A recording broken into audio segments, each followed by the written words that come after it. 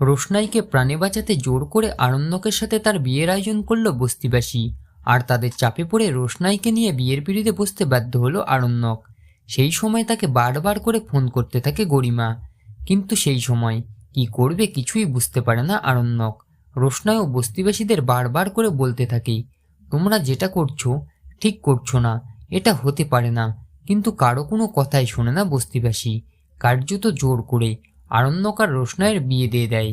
আর তারপরেই বস্তির সর্দার বলে, এবার তুমি রোশনাইকে নিয়ে কলকাতায় ফিরে যাবে। তারপর তুমি রোশনাইকে ফেলে দেবে না আপন করে নেবে সেটা তোমার ধর্ম।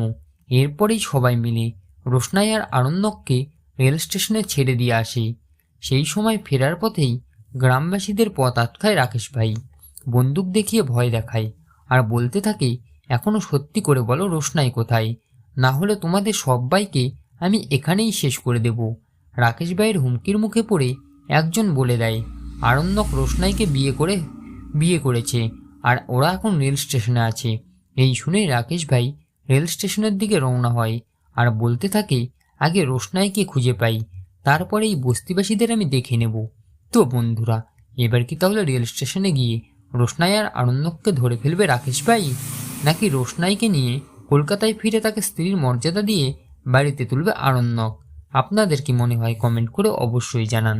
মূল ধারাবাহিক দেখতে হলে অবশ্যই চোখ রাখুন স্টার জলসার পর্দায়। সাথে এমনই আপডেট প্রতিদিন সবার আগে পেতে হলে আমাদের এই চ্যানেলটিকে সাবস্ক্রাইব করে দিয়ে পাশে থাকতে একদমই ভুলবেন না।